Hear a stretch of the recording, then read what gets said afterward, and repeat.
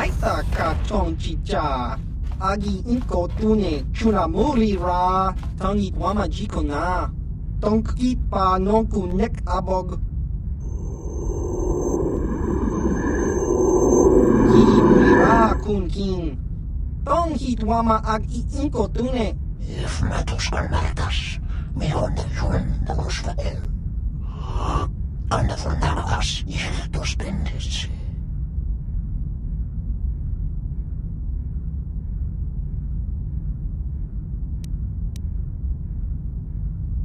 Avikra evrashunda.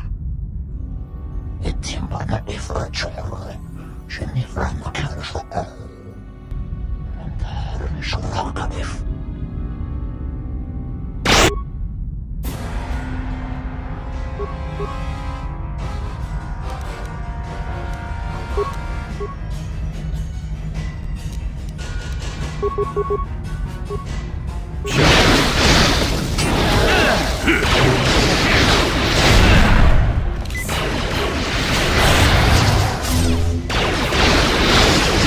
Never too old for this.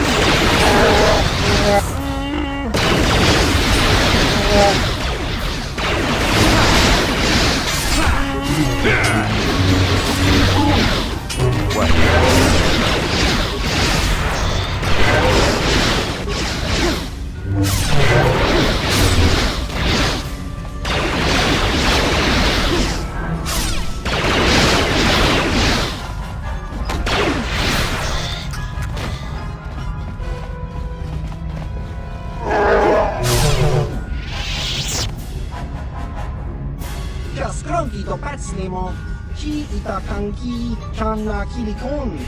Kimba muli rabwanaji, kimba no kun nikset abog. Tong hit wama ag I inko tune. Por tong hi wama ji aki inko tun. Tong pa no kun, no nek. Chi wi aita ka chong chicha. Ki muli ra kun kin. Kimba no kun nik dorcha. Chiwa aita kang kicha na chupornibo. Kun muli ras limo poiwanga tang ituamaji human ak in ikatune jiska dosoki kopa bono nakachu labora na winki smack toma kuyami jusku chitanai uchua penki topa na ota vokasa yubabato kanchi yatuka ulan.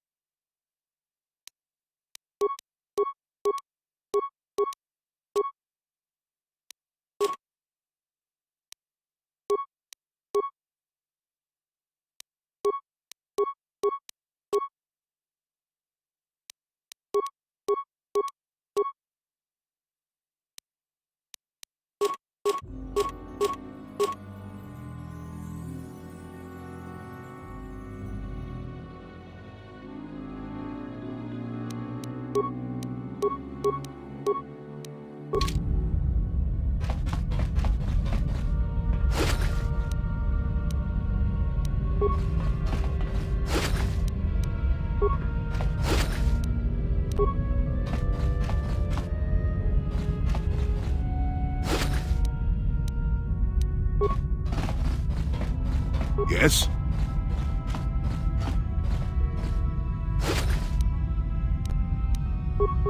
What?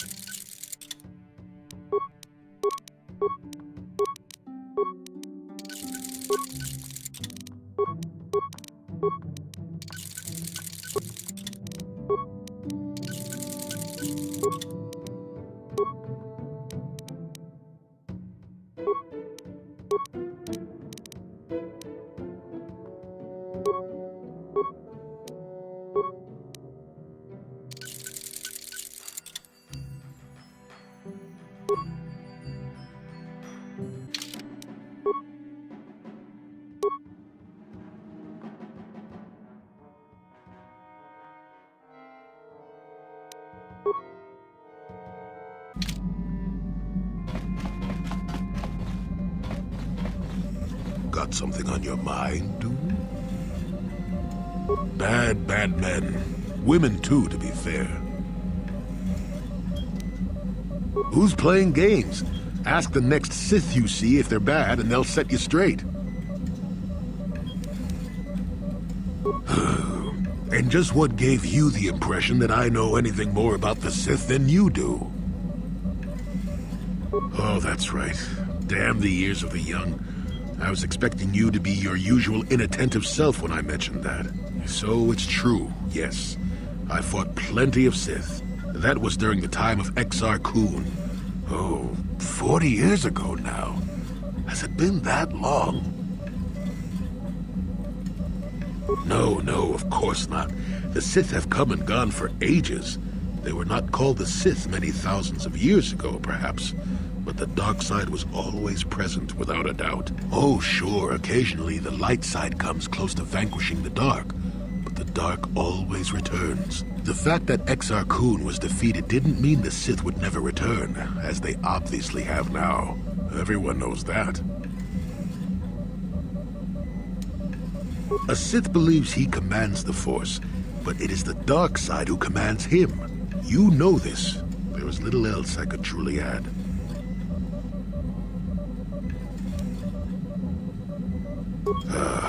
Exar was a Jedi who was corrupted by ghosts of the old Sith, or so they say. He attempted to conquer the Republic and create a new golden age of the Sith. Better to say he was defeated, but essentially, yes. The victory did not come easily, however.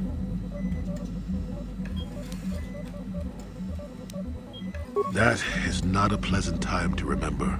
After Exar Kun fell to the dark side, he attempted to recruit other Jedi to his cause. What surprised us, what took us completely unprepared, was how utterly successful he was. Many Jedi joined him and became Sith themselves. Why they did, I will never truly know, but they did. Battle broke out throughout the Order, pupil against master. We fought ourselves. Oh, easy now to call them traitors. But tell me, how do you fight against someone that you love? I dislike such memories. It leaves a taste in the mouth that... it is a sadness I thought I had put aside long ago. Ask me about the war some other time, just not now. I would prefer to be by myself for now.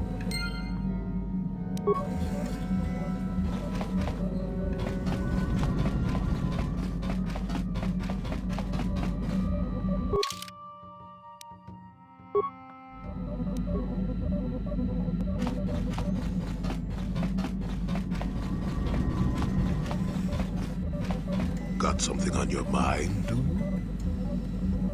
Not particularly. I suppose you're going to nag me until I cough it up, aren't you? Nothing is private anymore, it looks like. There's no escaping it, I guess. So be it. My wife's name was Neyama. She was the Yukatis enforcer who shot me out of the sky, if you remember. My wife had plenty to do with the war. Upon meeting her, I knew right away that she was strong in the Force. That's why she was able to shoot me down. Neyama was a marvel of a woman. Fiery, determined, smart. She dragged me to the capital and foiled 3 of my attempts to escape prison. Oh, and that body. Well, yes, that. Needless to say, I eventually won her over. That was after I kidnapped her upon being broken out of the Yukatas prison, mind you. But, that's another story entirely. At any rate, I wanted to train her in the Jedi way. The Council refused my request, naturally. I was still a Padawan at the time. I was an experienced Padawan, surely, but not yet ready to be a full Jedi, and certainly not ready to train another, especially not one so old as my wife. I did. I wasn't the first, and I won't be the last. The problem with self-righteous folk is they think they're more right than everyone else. I believed in her and trained her in secret. I ignored her willful nature. I loved her too much to see fault in her. And she loved me too. I know she did. At the time, our love was a shared bliss. Better than anything I had known before or since. Exar Kun is what happened. Neyama was inspired by Exar's promises of a new golden age. She wanted to join him. She came to me, pleading with me to throw aside what she called the decrepit trappings of the Jedi, to join her in Exar's war. No, of course I didn't kill her. How could I? I pleaded with her to reconsider, to think about what she was doing. She would have none of it. Finally, in frustration, she attacked me. She drew her lightsaber and attempted to strike me down. It was a scene being repeated everywhere throughout the galaxy. Pupil against master. In my case, it was a long and terrible battle, but I defeated her. No, I had her at my mercy, disarmed and defenseless. She looked up at me and she knew I couldn't do it.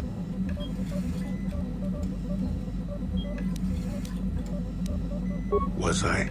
Sometimes I convince myself that I couldn't have done otherwise. That I couldn't have seen that she had truly fallen to the dark side. But yes, I was a fool, and I let her go. To my shame, she went on to kill many Jedi during the war, until she herself was slain in the final battle. I grieved for her death, inevitable as it was, even as the Jedi Council put me on trial for my actions once the war was over. I had trained Neyama against their wishes. I had failed to kill her when I had the chance, and she went on to kill others. Not to mention that I had remained a Padawan throughout the war. A formality, perhaps, but with a trial, it had to be decided if I was worthy to become a Jedi at all. It was a travesty, of course. I told you that even the Jedi were capable of great injustices, didn't I? But I deserved to be tried. They found me innocent. Even though I deserved every punishment and more, they let me go. Mitigating circumstances, they said. I deserved compassion, they said. They said I had learned wisdom the hard way. For all I had done during the war, they wished to raise me to full Jedi status at long last. That was when the Jedi left me. That was when they failed me. They may have been able to forgive me. I could never forgive myself. Yes, I do, I suppose. Does that surprise you? It is all so long ago, lost in the winds, I suppose. Nobody cares what an old man believes anymore, do they? Let's continue on with the task at hand. I would prefer to think of the present today.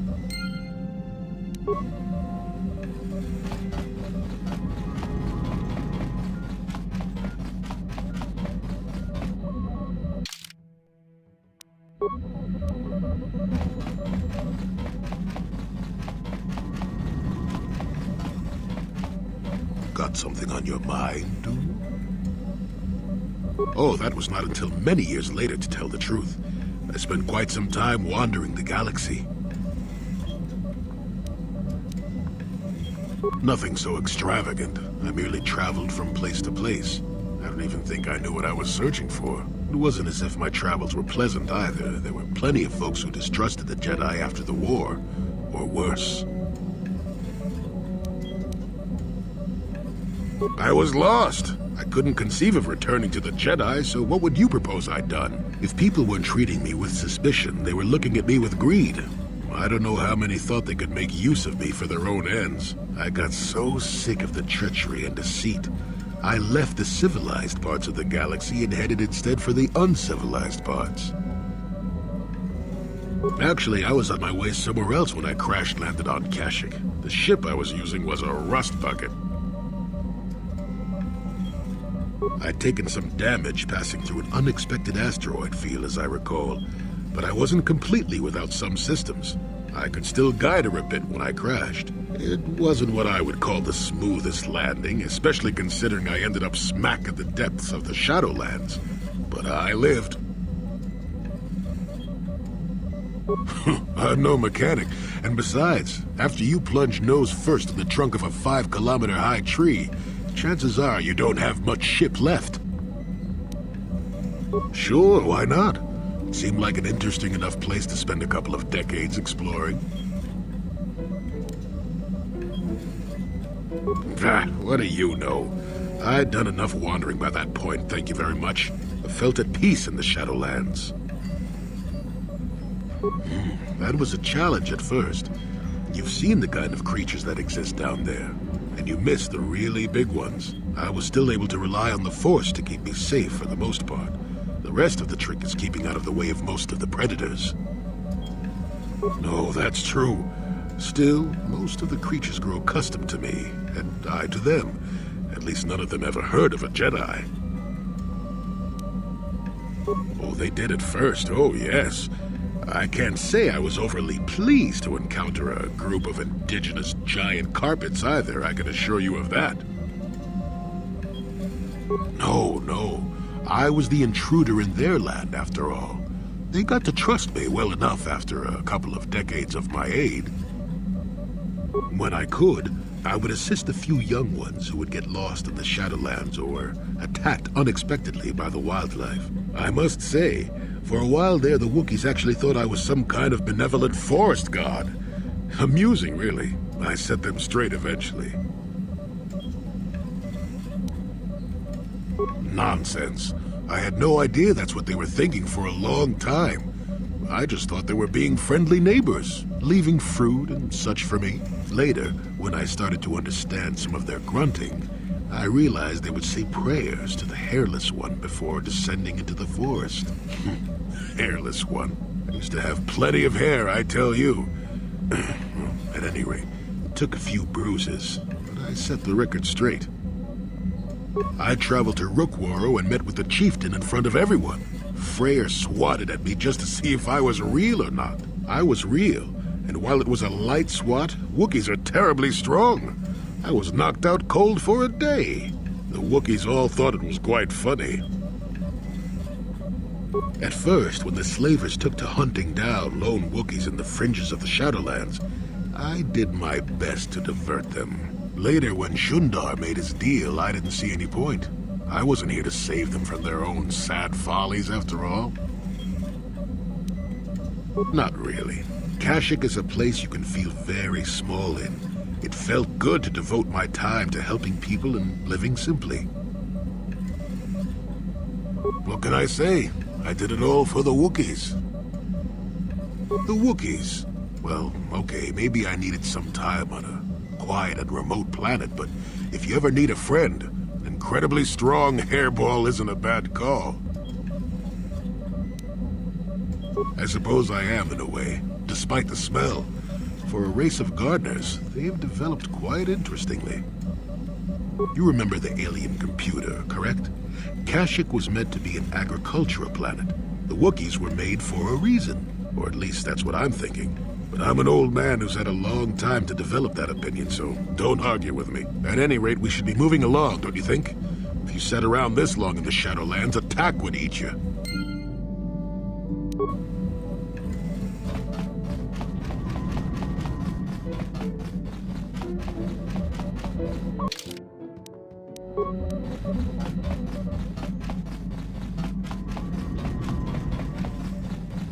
Got something on your mind, do you? Are we back to that again?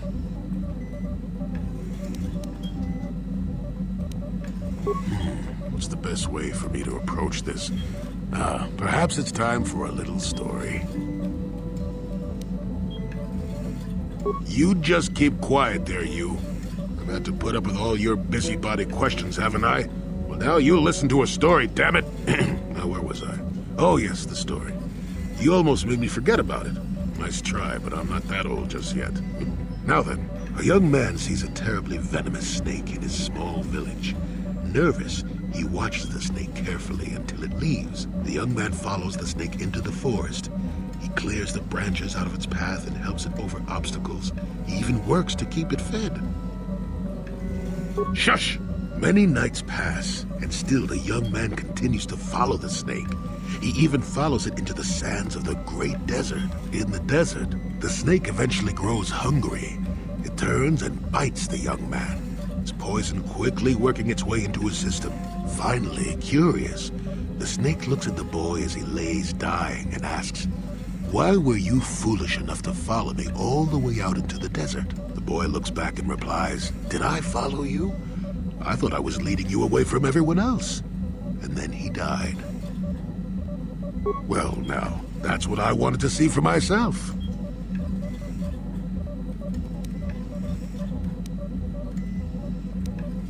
I've told you before that you have a destiny before you. This does not mean, however, that your future is already written. They are not the same thing. You have the choice of which direction you take your destiny in. More than engine-sucking Andor, certainly. But even he had a choice. So far, you've chosen to take a darker path. You know the consequences of that. We'll see if you decide to stay your course. I'm not here to judge you or tell you which path to take. I'm here ready to offer you my help, should you ask for it. I do that because I think it's important. More important than remaining in my home and pretending the galaxy doesn't exist. That's why I'm here.